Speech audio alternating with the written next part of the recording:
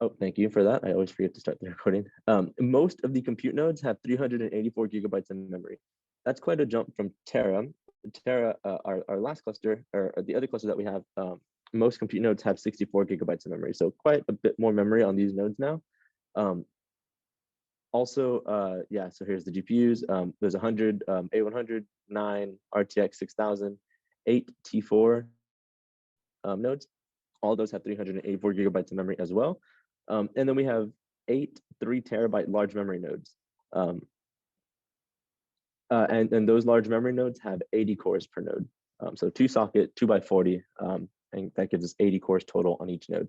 Also the login nodes have a 10 gigabit Ethernet network connection to the TAMU network. So something that you're going to kind of see throughout these presentations is that in order to access the clusters, you have to be connected to TAMU Wi-Fi. So that means either being on campus and connecting to, like, you can't see it, but up here I'm connected to, TAMU Wi-Fi because I'm in Blocker. So basically anywhere on campus works. If you're off campus, you need to download the VPN. We've kind of been working remotely for a year, so I'm sure you guys are very familiar with the VPN. But yeah, you need the VPN to connect to the clusters. So batch computing on HPRC clusters. This is a little diagram of what that looks like. If you're on campus, like I said, you connect to the campus network and then you SSH. We're going to talk about SSH in the next slide. SSH is the protocol for remote access of these Linux clusters. So you SSH into the login nodes, so that connects you to Grace. Once you're on the login node, you create a job file. So you can either create the job file there using text editors on Grace, or you could create the job file on your local computer, move it up to Grace, and then once you have the job script file, you submit the job to SLURM. SLURM is the batch manager, aka the job scheduler, aka the topic of the course after this one this afternoon. We're going to kind of touch on SLURM a little bit, as it's pretty core to Grace, but for like an in-depth look at SLURM, that'll be the 1 p.m. class this afternoon. Yeah, so you create the job file, you submit the job file to SLURM, and then SLURM puts it in a queue where it finds a place on the cluster. And that's actually what Grace looks like. It's white racks in West Campus Data Center. So I actually haven't gone yet. I've been too busy and I keep on asking to go, but I haven't had a chance to go yet. But hopefully I'll get to go soon and look at it because the pictures look really cool. But yeah, the batch manager will put your job in a queue. It'll find a spot for your job to run on the compute nodes, where it will then run, and it will deliver the output files. So that workflow is the exact same when you're off campus. The only difference is you connect the VPN before you SSH. So remember, if you're off campus, use the VPN. Okay, so actually accessing Grace via SSH. So like I said, SSH is the command required for accessing Grace or Terra or any of our clusters. If you're on campus, the actual command that you'll enter into your Linux terminal or into your Windows terminal, if you have the Windows subsystem for Linux installed, is right here, this highlighted command. It's SSH to call the command, and then your net ID at grace.tamu.edu. If you're off campus, set up the VPN and then run that command. Two-factor 2FA is enabled because we authenticate through CAS. So yeah, you're gonna need Duo. But again, you guys are probably very familiar with that. If you're using a Windows machine, the easiest way to do it, in my opinion, is to download MOBA Xterm. If you just Google MOBA Xterm, you should be able to find it. It's a free SSH client. It not only is an SSH client, but it also has other features built in, like SFTP, so you could transfer, basically drag and drop files from your local computer, your local laptop, up to Grace or Terra or wherever you're connecting. It's also got like some other graphical features that just kind of make it makes Linux a little bit more accessible if you're new. PuTTY does the exact same thing. It's an SSH program, but PuTTY is super bare bones. So if you've ever used PuTTY in any of your classes, you know that it's literally just SSH, which works fine. It's very lightweight as well. But for newer people, I just suggest MOBA Xterm. And then lastly, the Windows subsystem for Linux. If you have a Windows 10 machine, you should be able to download the subsystem for Linux, which gives you like a Linux kernel that you can access from your command prompt on Windows. I'm going to admit that I'm pretty new to that because I use a Mac, and Macs just have the terminal built in. So not too experienced with that, but if you guys have questions about installing a Windows subsystem for Linux to access our cluster, you could reach out to us and we might be able to help you out.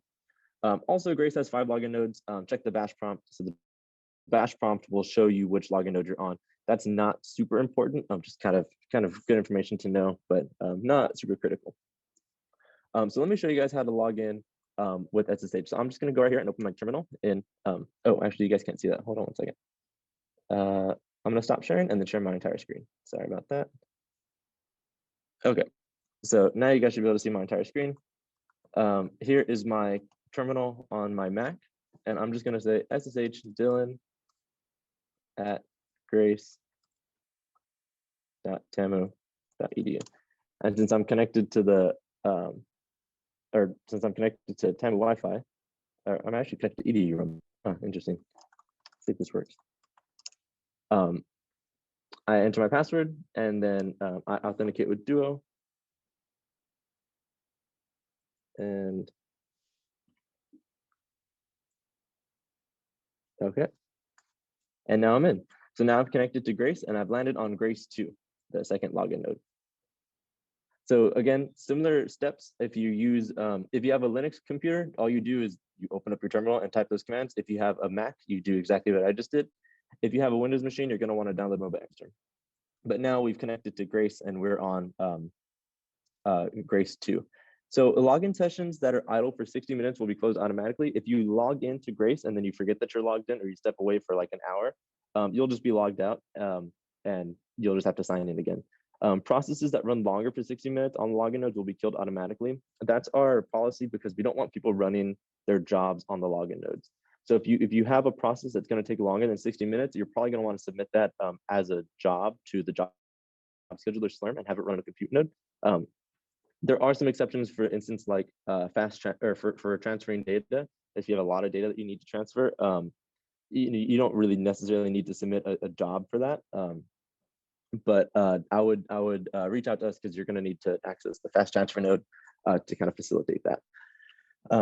So key takeaways: there's a 60-minute idle session limit, so you'll get kicked off if you're idle for 60 minutes. If you have a process that's running longer than 60 minutes, that's going to get killed automatically. Also, do not use more than 8 cores on the login node. So you can use more than 8 cores when you submit your jobs through the job scheduler, and you create a job file to do that. But when you're just running on the login node, you don't want to use more than 8 cores. It's okay to kind of run just to make sure that there's no errors at the start of your job, but then obviously you're going to want to kill that process and then submit it as a job. Also, don't use a sudo command. Sudo command is the admin command. It's the super user do. So you shouldn't be able to use the sudo command because you don't have admin access. And if you try to use the sudo command and you ignore all the warnings it gives you, it's going to send us an email saying that you tried to do it. And then you're going to get an awkward email from us saying, hey, don't do that. Okay, so accessing Grace via the portal. So you can also access Grace and our other clusters through a web portal. So you can access them through most web browsers. The portal is accessible through portal.hprc.tamu.edu. So let's go there. Opening up Firefox. Oh, I'm in Firefox. Hold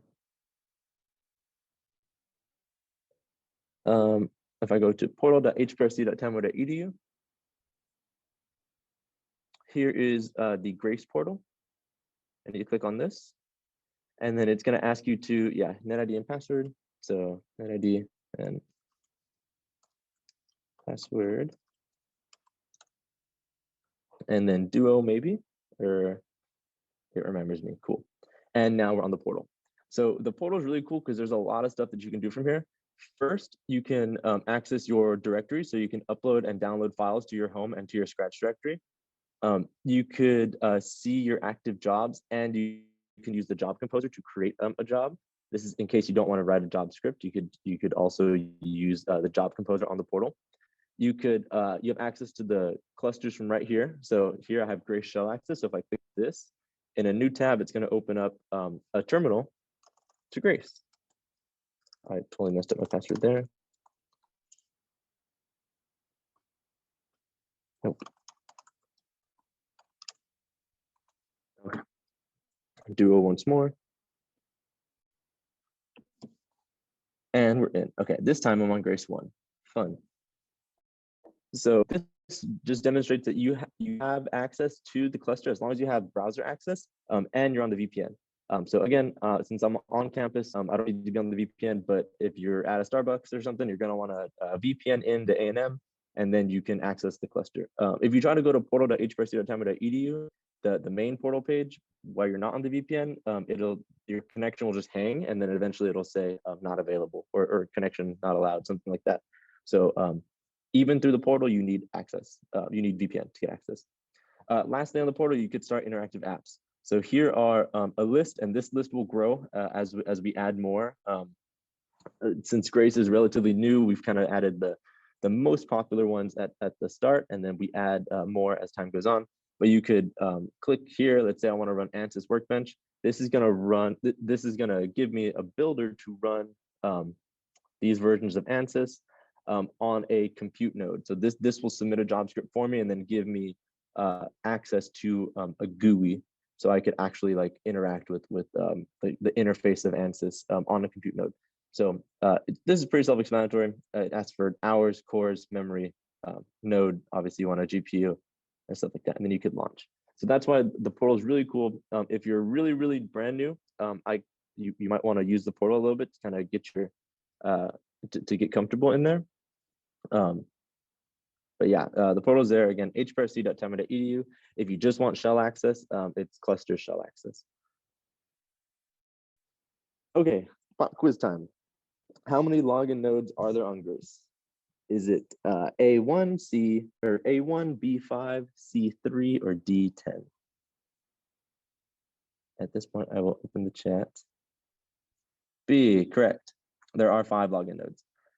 So really, the takeaway is just there's 5 login nodes. Every time you log in, you'll be put on a different node. Each login node has access to the same shared file system. It is a GPFS, like global parallel file system. So all the nodes have access to it, and that includes your home directory and your scratch directory. Good job. 2-factor authentication. You guys are a smart bunch. You know how to work Duo at this point. You've seen what it looks like on our cluster when you SSH in. You SSH in, and then it says it gives you a prompt and says enter which option you want to do. Do you want to push? Do you want a phone call? Do you want a text message? Pretty self-explanatory. The takeaway from here is that some software does not support 2-factor authentication. We have some workarounds for that, but if you feel like you're running into an issue with because of 2FA, send us an email and we could try to help you, because it can be a little tricky sometimes coordinating with 2-factor. Okay, so let's talk about file systems and user directories. Before we go any further, let's see, are there any questions in the chat?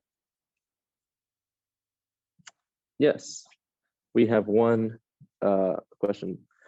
So when I request a GPU node in Grace, will I be charged for all the cores on the node, similar to Terra? So that's a great question, because actually, I was actually thinking about that last night. I believe the answer is yes. So that's a SLURM feature, I believe, not on Grace. Hold on one second. I'm gonna sidebar real quick.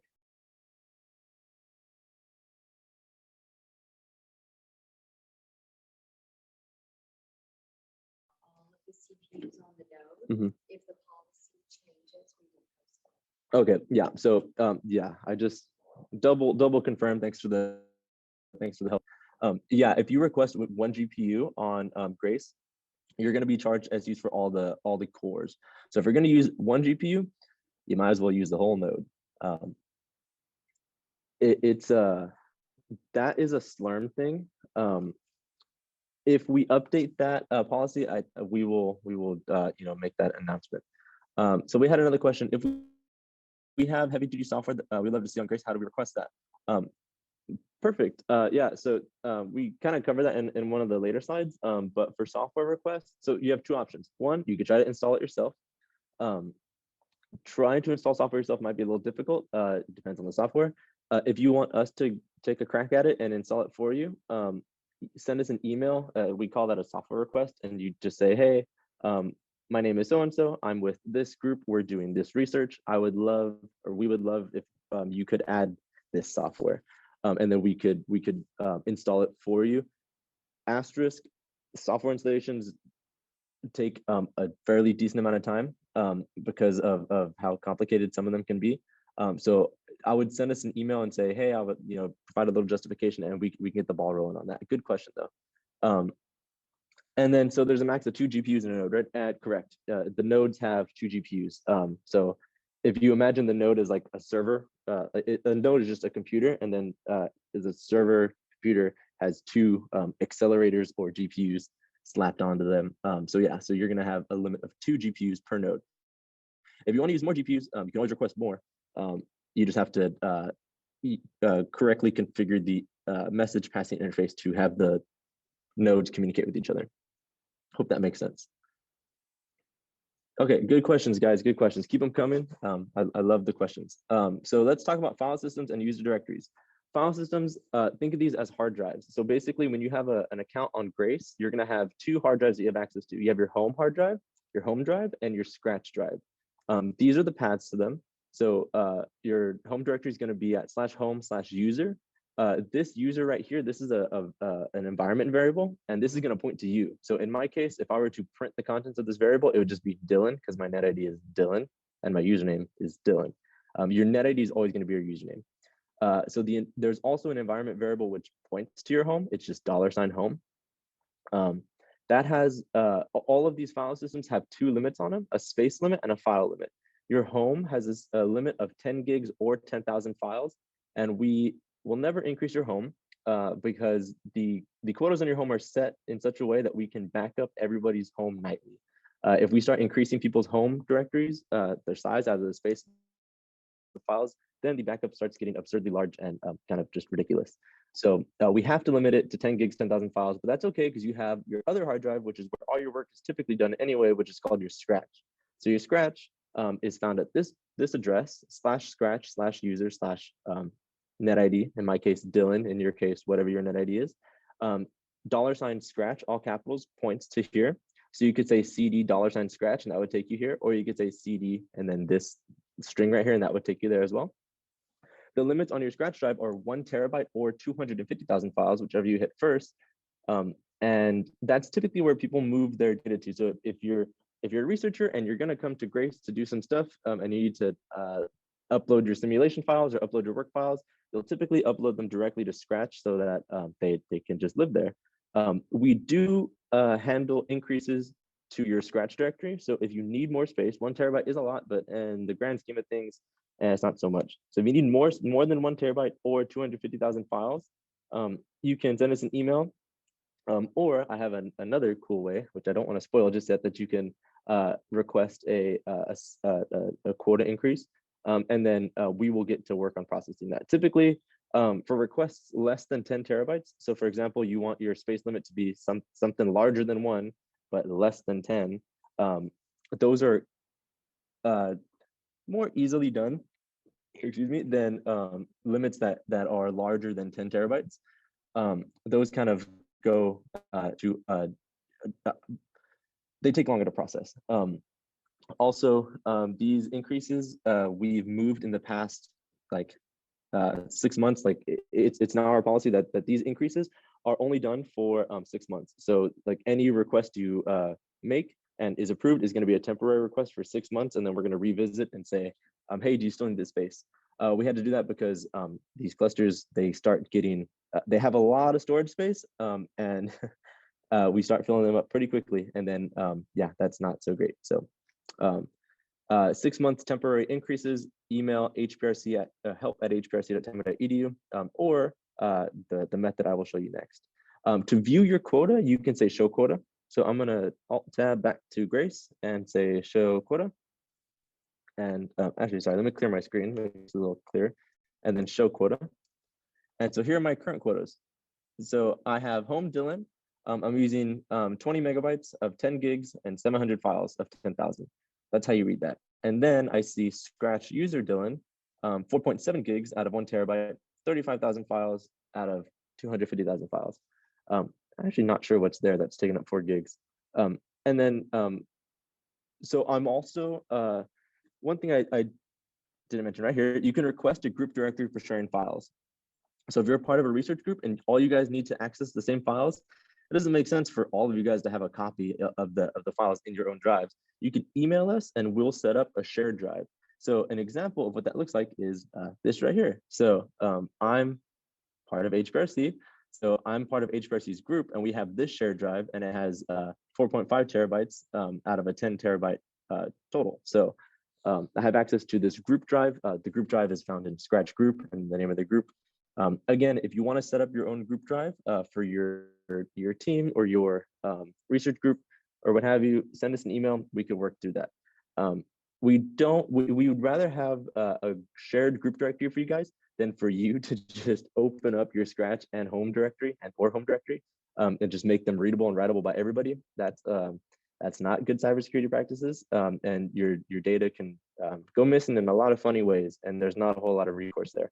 So do not share your home or Scratch directories. If you need to share, if you need a shared space where you can work with others, send us an email. We could set that up. Okay, the Open On-Demand Dashboard, OOD. The OOD dashboard is a place where you can easily view cluster utilization, storage quotas, and allocation balances. This is what the screenshot looks like right now.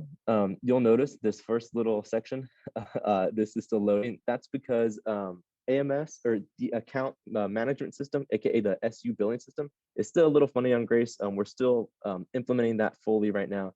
So that's why that kind of looks a little funny. But beneath that, you can see the disk quotas. So here's my Scratch and my home and my Scratch, and then there's a nice button to request a quota increase. This is now our preferred way of making quota increases. So yes, you could still email us, but I highly ask you to use this instead. So where can you find this neat dashboard? I'm glad you asked me. It's actually in the portal. So back to the portal. Here's our portal.hprc.tampa.edu. There's also a dashboard for Terra too, side note, but let's stay focused on Grace. So I go to Grace, and right up here, dashboard, Grace dashboard. And boom, now we're here. And then you could click this to request a quota increase. It's gonna go through some questions and stuff, and it's gonna kind of guide you through this that we need. And then at the bottom, you hit submit request, and it emails us for you. So it goes to the same email that it would that you would otherwise send. It's just this kind of pathway right here asks you the questions that we need. Otherwise, we just have to email you back and ask them, and it just kind of prolongs the whole thing. If you go through here, I promise it'll be quicker. Also, you can also create help tickets here and request software here too. So there was a question about where you can request software. You could also do it here, or you could send us an email. Like I said, these go to the same, they all go to the same places. It's just these buttons kind of guide you through the questions that we're gonna ask you anyway. Also, you could view your jobs. So any jobs that you're running, and then you can see the cluster as a whole, its utilization per node and per core. Okay, back to Grace. Any questions? Okay. Software. So we have a software wiki page for examples and instructions on how to launch most software. I think at this point we have a lot of the very popular software down. Again, Grace is relatively new, so we're still building up these pages for Grace. If you want to see a complete list of all the software we have, right here, hprc.tampa.edu/software/Grace, that will take you to our website where we have a page that here we go, that has all the software. So all you could search all the software that's on Grace and see if what you're going to use is there. If it's not, again, send us an email. And then I lost my place. There we go. Oh, I totally closed my slides. Okay, 1 second. Great. Oh, wrong one. Sorry about that. So where were we? Software. Okay. So some software is going to be license restricted. So what does that mean? License restricted software, there's basically two kinds. There's license restricted software on the group level. So let's say that you're working in a group and your little research group pays for the license for a specific software, and you want that software to only be accessible to your group as per the license rules. In that case, you'd contact us. We'd host the license for you, set up a group, and enable it so that only the people in that group can see the software. That's going to be a smaller use case. Other software that has licenses, such as ANSYS, we host licenses on actually we host the campus-wide licenses, and so as you need them, as you run the software, Grace will automatically check out the licenses for you. I have a little slide on that in a few sections that's going to talk about how to actually use the tool to see what licenses are available. I will say they are first come, first served, and they are campus-wide. So during busier times of the semester, you could see their use, you know, kind of going through the roof. For software installation or request, I touched on this. Send us an email. If you want to take a whack at it yourself, you sure can. You probably want to install it in your Scratch directory because your home is, again, really tiny. So you could move to your Scratch directory, download the source code, and try to compile it there. Don't run the sudo command when installing software. Not that you could anyway, because again, you'd get a bunch of messages that say, hey, don't do this. Hey, no, really don't do this. And then if you still tried to do it, it's going to email us. And it's not going to let you do it anyway. But just as a heads up, don't use sudo. If you think you need sudo, there might be a way around it. Send us an email if you hit a roadblock where you think you need sudo. We could work with you. But yeah, that's on software. Okay, so the software that's already installed. The software that's already installed are made available using the module system, aka the LMOD system, aka how you're going to search for software. So it's if you've used Ada or if you used Terra before, it's the same system with one little caveat. Grace uses a software hierarchy inside the module system. So in this hierarchy, the user loads a compiler, which then makes available software built with the currently loaded compiler.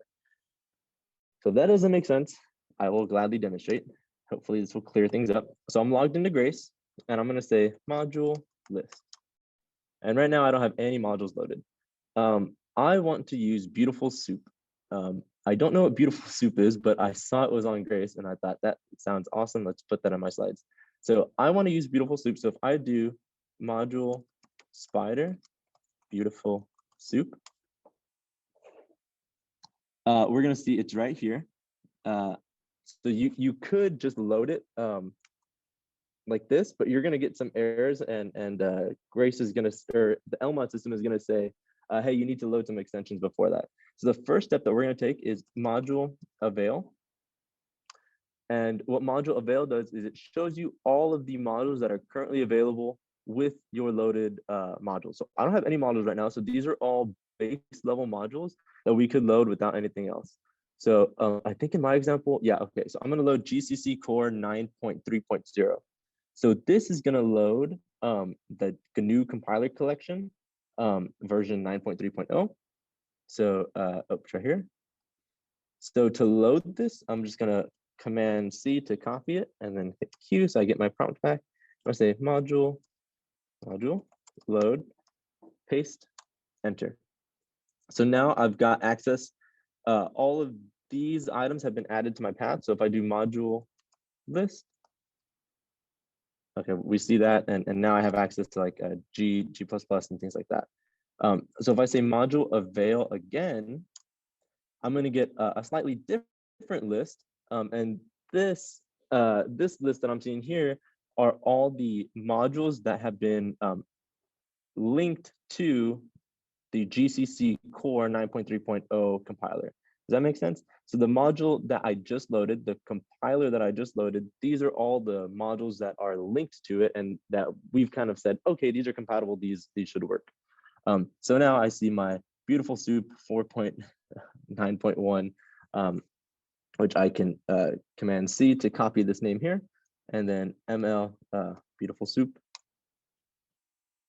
And if you're wondering why it says 4.9.1 dash Python dash 2.8.2, this is saying this is the software name. So Beautiful Soup version 4.9.1 built with the Python version 3.8.2. So that's what this dash here kind of indicates.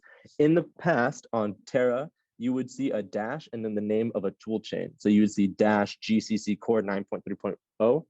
We've done away with that because of the hierarchy system. So again, I want to foot stomp emphasize that. Grace uses the hierarchical LMOD system. So at the first thing you need to load when you want to load your software is the compiler or the toolchain. So GCC, Intel, FOSS, IOMKL, those sorts of things. Those are going to be the first items that you module load. For software that's already built, like ANSYS or like a MATLAB, you can just module search them and then load them directly. So I will demonstrate that. But before I do that, the question we get asked a lot is, okay, I loaded a module, how do I get rid of it? The answer there is module purge. And you're gonna want to module purge before you load anything, especially in your job scripts. We're gonna talk about actual job script syntax in a second, but another foot stomp here, if you're gonna load a module, and you're going to, when you load a module inside your job script, you want to module purge first. So again, module purge to clear everything that I have right now. So module list. Nothing's loaded. I'm gonna Control L to clear my screen. I'm gonna say module avail once again. And we'll just go with Abacus because it's at the very top. So I want to use Abacus. All I need to do is say Q module load Abacus. And now I've got Abacus, and I could just call Abacus like this, and it'll start running. But we're not going to do that. Or we are going to do that. It's going to take a second. But okay. So that is the idea behind already installed software is installed as modules. So in order to have access to it, you need to module load the software. Before you module load the software, you need to module load the compilers that it's linked to, unless it's an already compiled program. If it's an already compiled program like ANSYS or MATLAB, in those cases, you can just load the software directly. This kind of talks about modules and toolchains just a little bit, just for a second. So just to clarify, toolchains are what we, as an HPRC, call groups of compilers and libraries.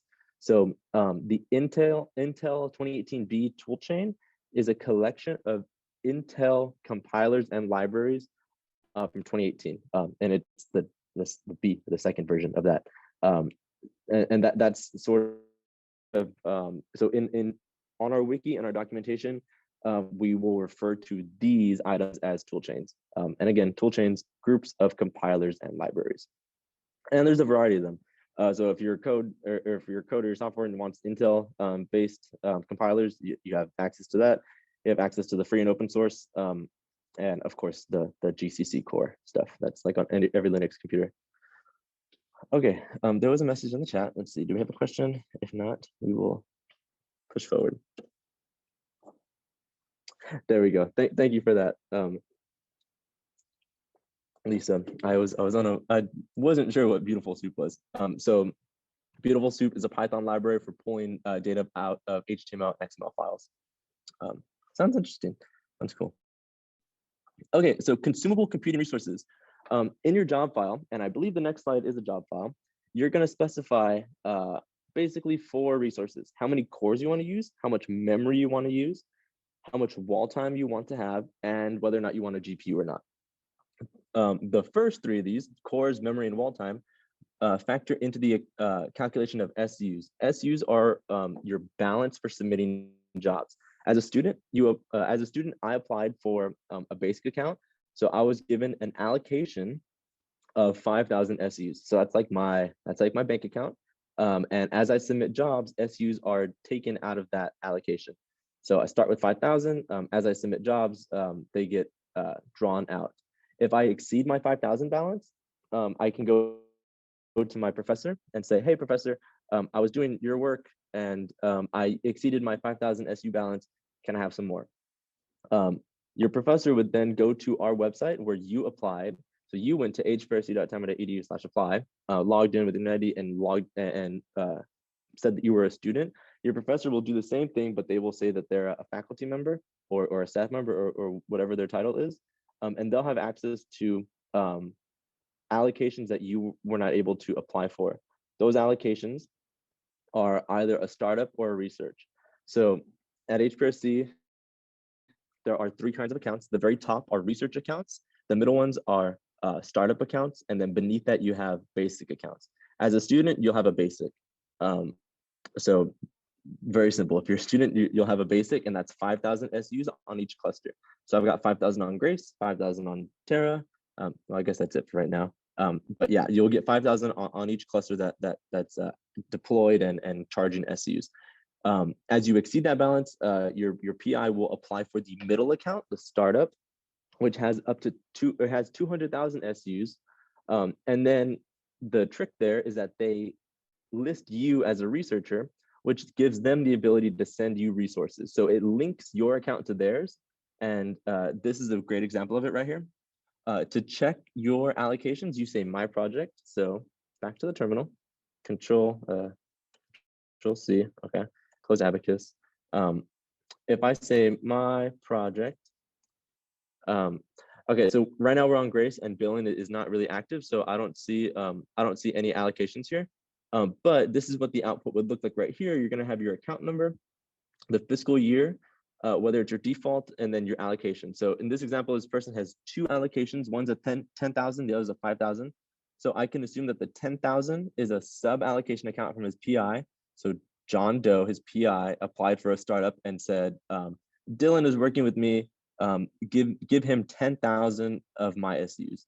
So we took 10,000 from John's and put this new allocation here, this new allocation with its own account number, and we gave 10,000 there. So if this was my account, I would be able to specify, okay, I want to charge my PI's account, or I want to charge my account, and then you differentiate between the two using the account number. Does that make sense? So again, as a student, you get 5,000. Your professor will apply for a startup of 200,000 and then decide how much you get of that 200,000. They could send us an email, or they could do it themselves through AMS. It's all online. And then use my project to view your current balances. We'll talk about the actual definition of an SU in a second.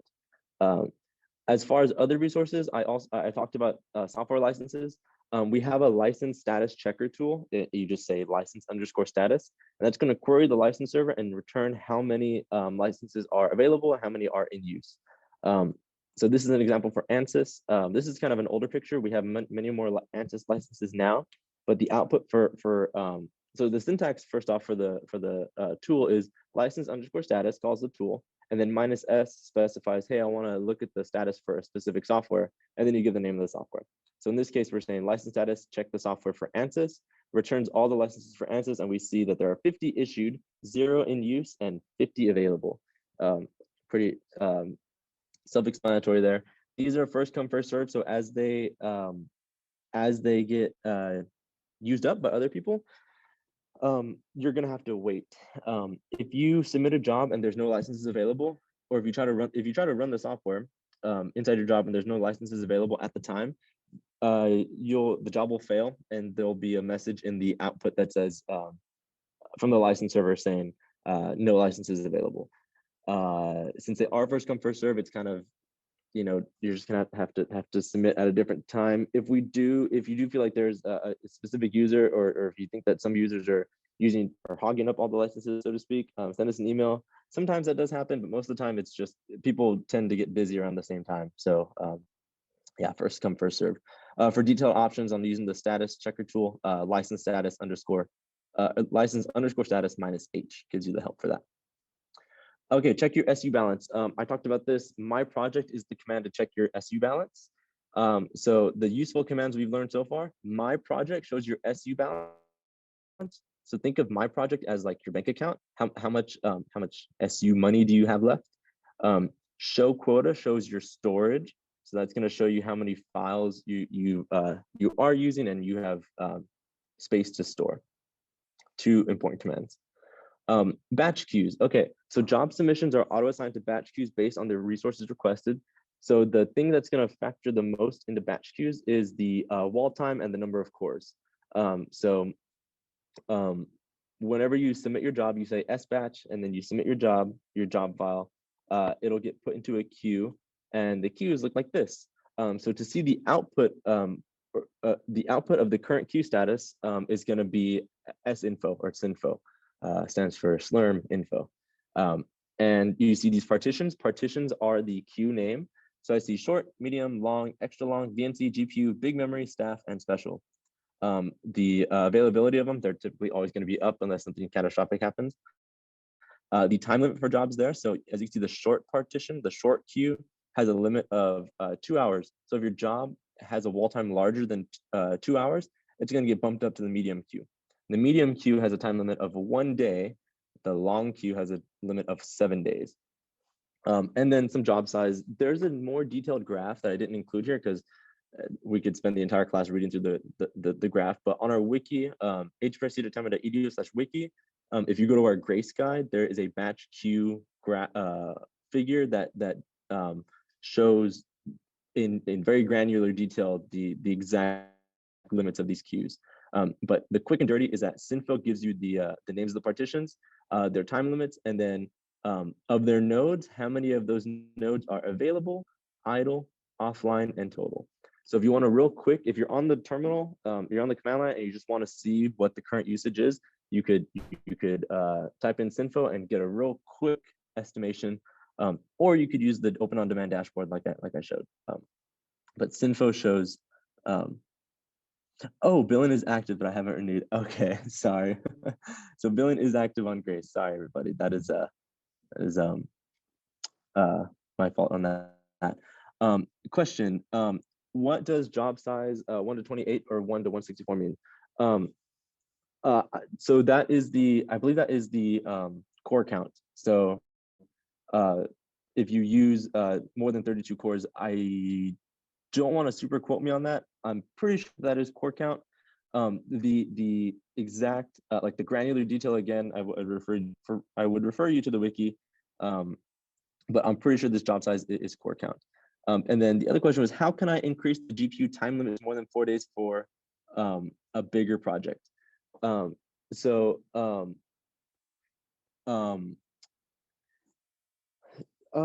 question. So if you need a GPU for longer than 4 days, Keith, would that be a special request?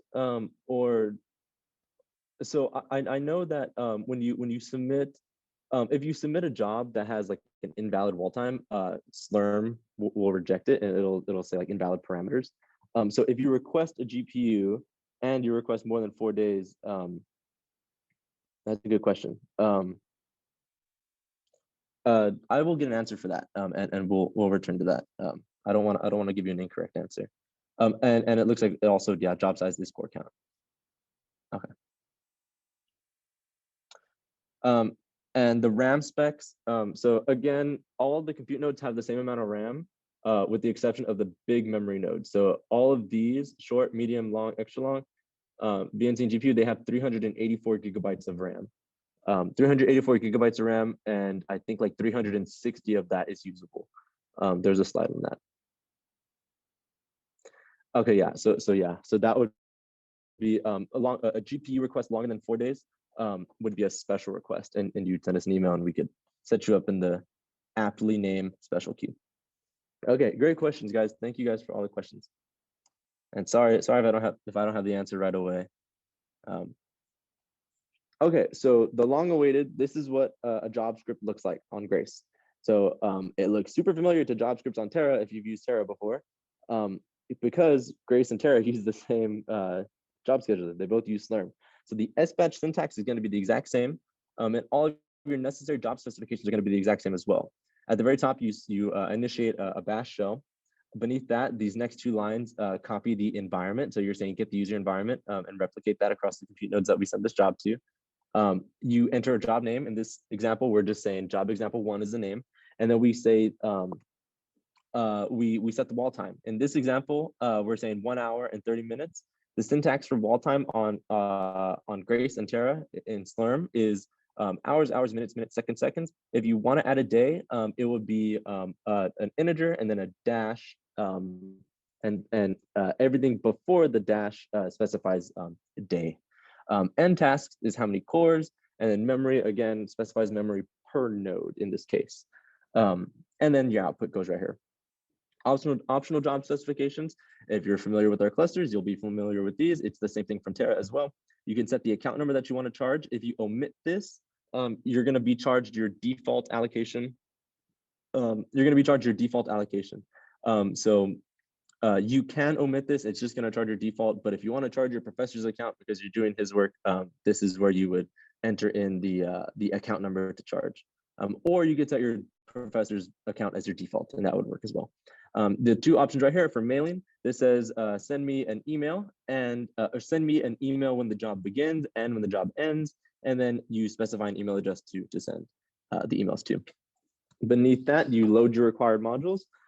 So right here, you will module purge and then module load whatever modules you want to run. Highly recommend module purge before you module load anything in your job scripts. We have been troubleshooting issues where we get the issue. It works on my colleague's environment, but it doesn't work in mine, and we're using the same job script.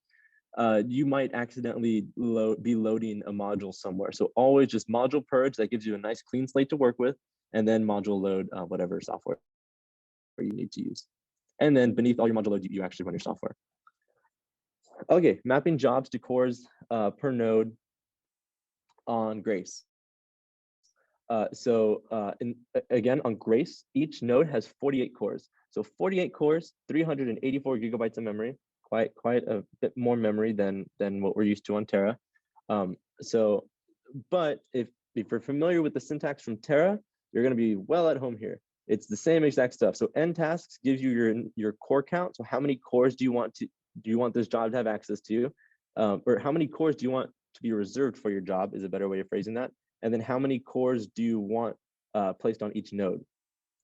End tasks 48, tasks per node 48 says 48 cores on one compute node. You get an entire compute node to yourself. That's what that looks like. Example B over here, and I already see a mistake, so I'm going to go ahead and say, boop, there we go. %. Sorry about that. Cores per node, example B over here says 48 cores, 2 compute nodes. End tasks is the same, 48, still the same amount of cores, but we're going to split it up.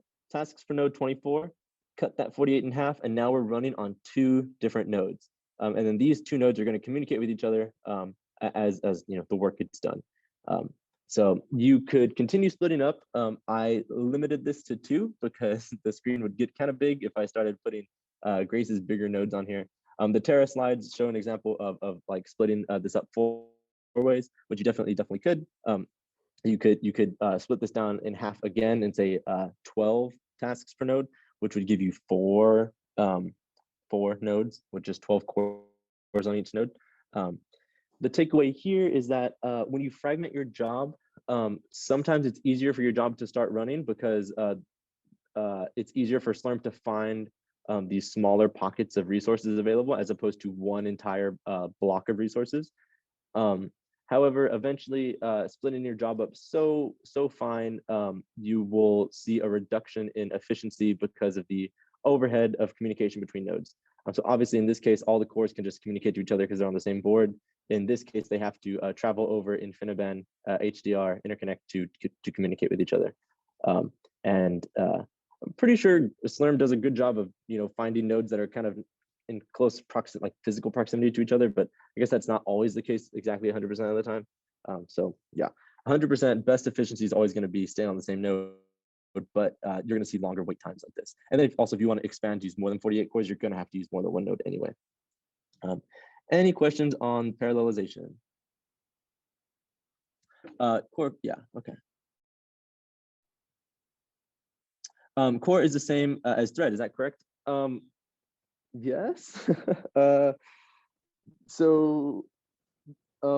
Yes, the short answer is yes. So think of threads as processes and processes as cores. That's the simple way of doing that. Sometimes it can get a little messy depending on the software that you're using. But for simplicity's sake, yeah, thread equals process, which equals core. Good question.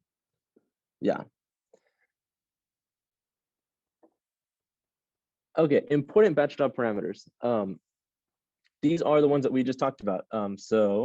Again, the first two initialize the job environment, export none, get user env equals L. Always include them. Don't really mess with them.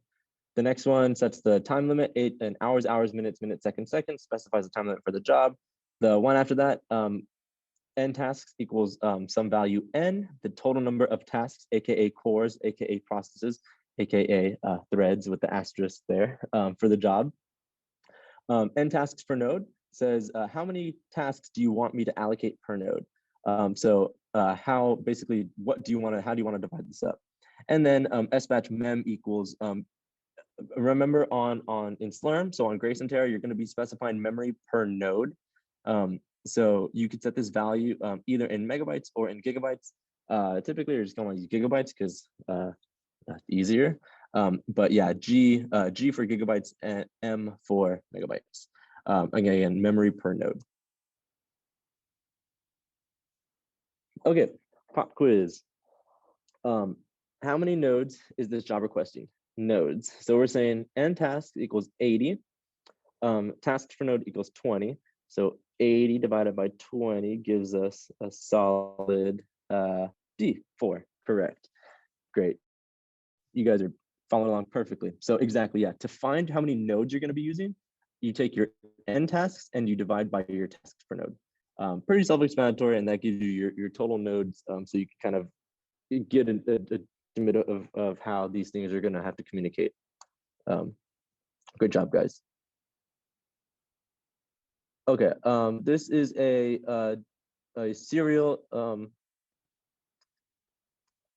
Why did I include this slide? What did I want to talk about here? Okay, so this just shows, this is a very, very basic job script. This is just saying 1 core, 2 gigs of memory. Oh, as I was talking about SUs, that's right, that's right. This example here says 1 hour, 30 minutes, I want 1 CPU, 2 gigs of memory, and this is going to charge us 1.5 SUs, which I think this probably gets rounded up, so you'll probably just get charged 2 SUs. So the SU calculation, which we're going to go in more in depth in the job scheduling primer this afternoon, but for this kind of high level discussion, just kind of think of 1 SU equals 1 core for 1 hour or 2 gigs of memory for 1 hour. So we're saying 1 core and 2 gigs of memory for an hour and a half. So we said, okay, about 1.5 SUs. That's kind of how that gets calculated. There's an actual formula on our wiki that we use to calculate SUs. But the high level is think 1 core or 2 gigs of memory for 1 hour will give you 1 SU. I think that's what I wanted to talk about here. Multi-core single node.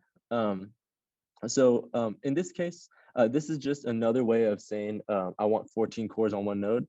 We're explicitly telling SLURM here, _nodes equals 1. I said I want to use 1 node and I want 14 tasks per node. So you'll notice that _nodes is a new directive here. It's a new line in SBatch. There's a whole bunch of SBatch directives that we don't really cover. We just kind of go over the ones that you really need to know. This works. This is just explicitly saying 1 node. You don't need to do that. If you give it how many cores you want in the form of n tasks, and then you give it an n tasks per node value, SLURM will play a calculator and figure it out for you. But yeah, this one I wanted to demonstrate. SLURM is like I believe it's open source if I'm correct. It's an open source or it's at least really widely documented software. So there's tons of directives. If you just Google SLURM, you could read about all of them, but you really probably won't need to know too many of them. Just kind of the ones that we talk about here. Okay, job memory requests on Grace. So to specify, you specify memory requests based on the memory per node. We went over that. So that's these values right here, ~mem and ~mem equals and then some value m or some value g. Typically, you're going to want to use g because you're going to be using a lot of memory. So on the 384 gigabyte nodes, usable memory is at most 360 gigabytes. That's because there's some overhead processes that the operating system and the job scheduler have to kind of reserve to exist and to kind of function.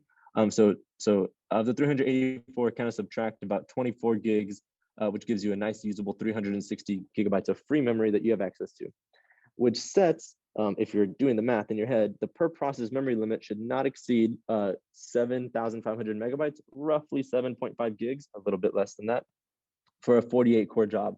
So in other words, if you're using an entire node, you're gonna wanna stay under this per process limit or this limit overall. So you're not gonna wanna say any more than 360 gigs in this value right here. SLURM should reject bad memory requests. So if you were to say, so if you were to say you want 500 gigabytes, it might kick you up to the big mem nodes. But it's very important to just kind of keep in mind these limits here, because there's far fewer big memory nodes.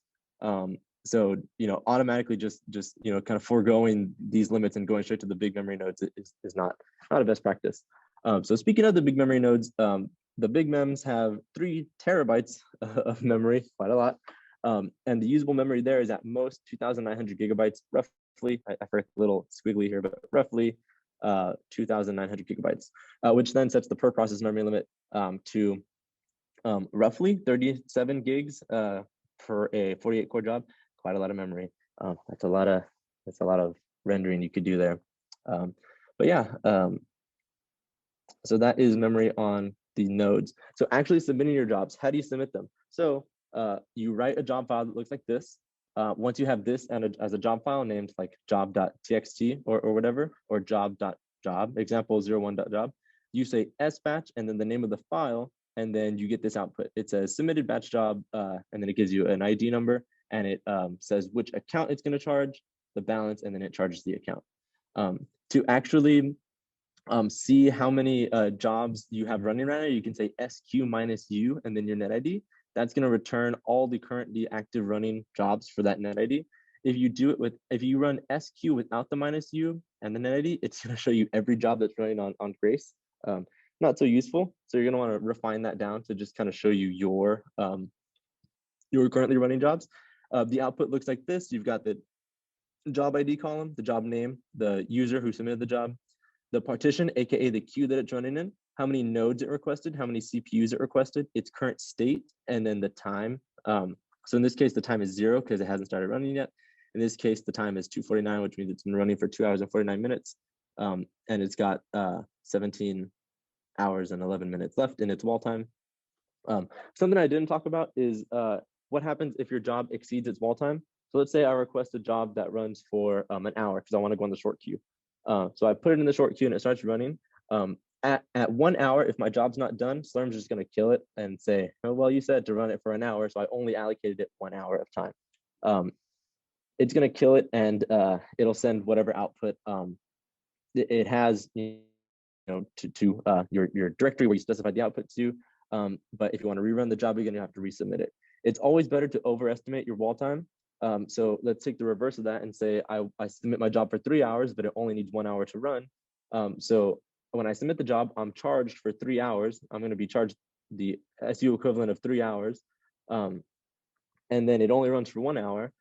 So after the job finishes, AMS, which is the My Project Management System, the accounts management system, AMS will play calculator once again and figure out the difference between what you requested and how much it actually used, and it will refund you the difference.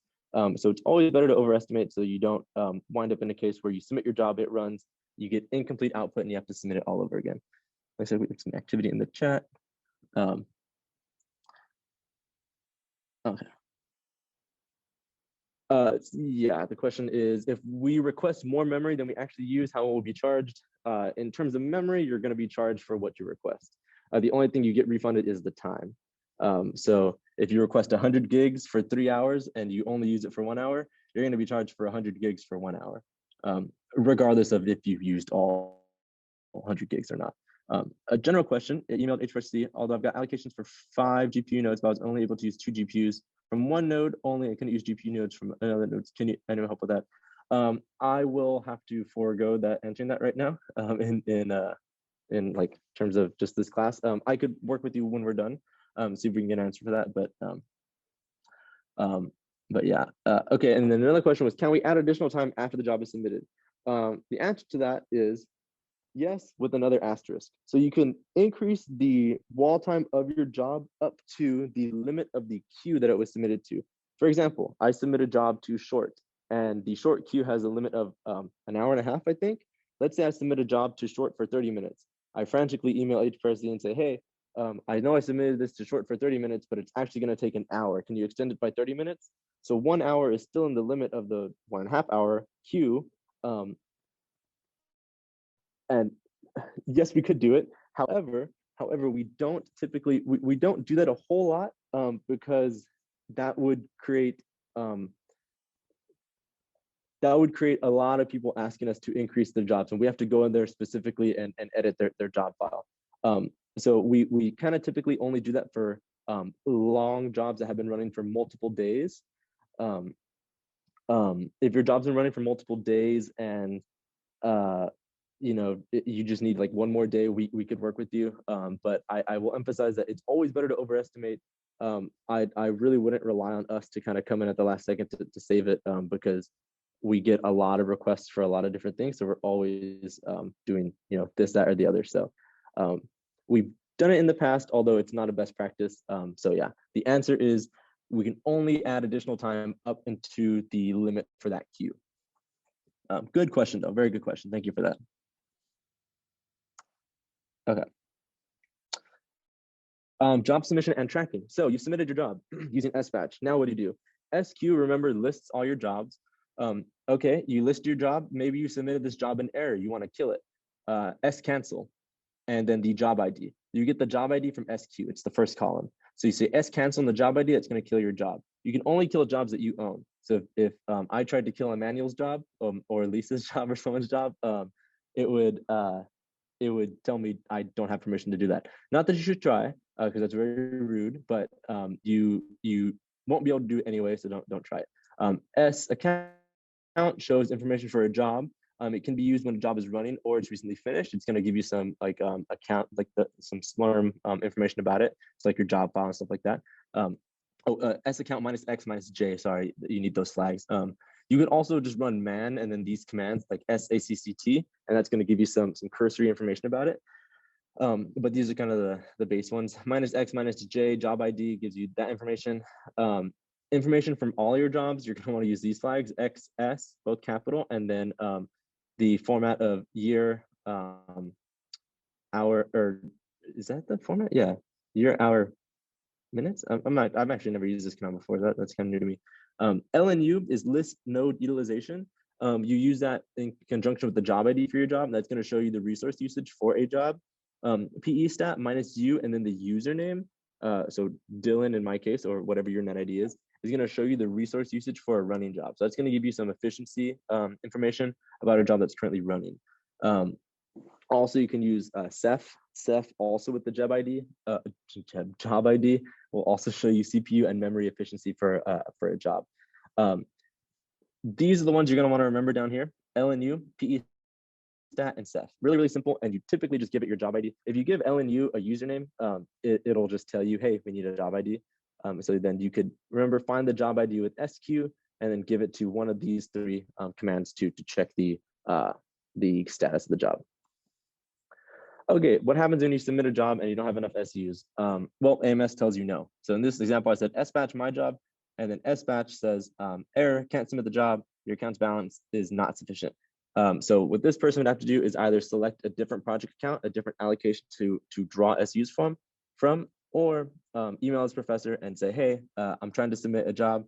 This job needs 1,000 or 18,218 SUs. Can you please allocate me SUs so I could do this job?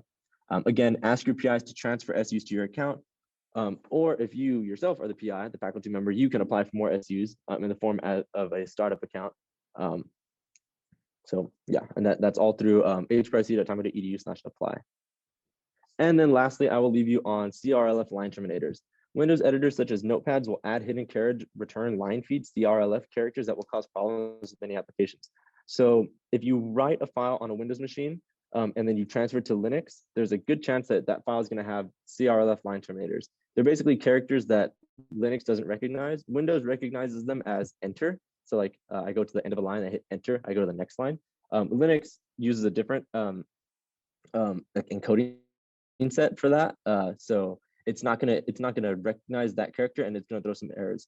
So simple fix, all you gotta do is run DOS to Unix, as in Windows to Unix, on the name of the file. So, and then that will convert the file from a Windows format to a Linux format.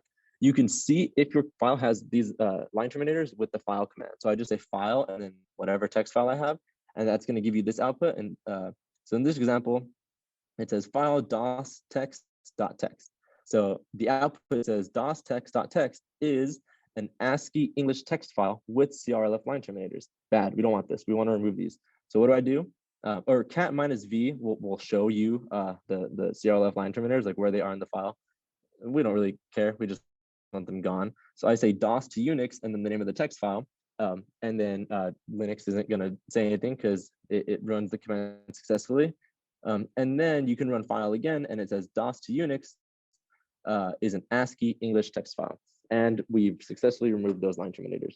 Key takeaway here, if you're working on Windows and you move files up to Linux, run DOS to Unix on them just to make sure you get rid of those line terminators. They don't cause you any issues. Okay, and with that, we've reached the end. So if you still need help, I would say go to the FAQ, use our wiki. Our wiki has a ton of great information, and we try to update that pretty constantly because, like I said, Grace is still new-ish. There are some exercises for getting used to Grace, submitting jobs and that sort of thing. That's also on our wiki, Grace exercises. If you have questions, you can email us at help@hprc.tamil.edu. That's managed by a ticketing system. It goes to our help desk where I work and the other students work. Here's some cursory information that we will probably need from you. Which cluster are you using? What's your net ID? We don't need your UIN, so that number with the zeros in it, we don't need that. We just need your net ID. Job IDs, if you're asking about a job, the location of a job file, that's pretty self-explanatory. Application used, just kind of try to be as descriptive as possible. That helps us kind of look into your issue. Otherwise, we have to kind of email you back, and then yeah, we get stuck in an email tag. But that is all I have. So if anybody has any questions, I will stick around to kind of help them. Also, yeah, Lisa mentioned we have YouTube videos, introductory YouTube videos. So if you go to YouTube and search Texas A&M HPRC, some of the other students have made these really nice videos that go over a lot of simple stuff like connecting and transferring files and applying for new allocations and stuff like that. Subscribe to us over there. I love seeing our channel grow. It makes me feel like a YouTuber, even though I'm 24. So that ship has sailed. But our YouTube channel is there. Again, my name is Dylan, and I really appreciate you guys coming. If you have any questions, just drop them in the chat, and I'll answer. Otherwise, you guys are free to go. Have a nice day. Do you guys have any questions? No? Okay. Thank you guys for coming. If you're coming to the afternoon session, we're having pizza. So there will be pizza at 1 p.m.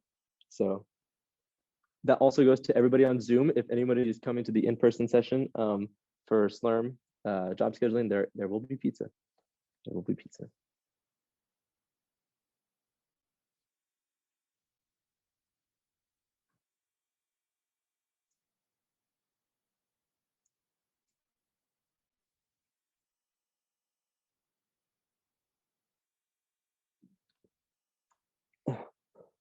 Okay, without any questions, I'm gonna go ahead and end the Zoom session. So if you guys think of any questions after this, just send us an email.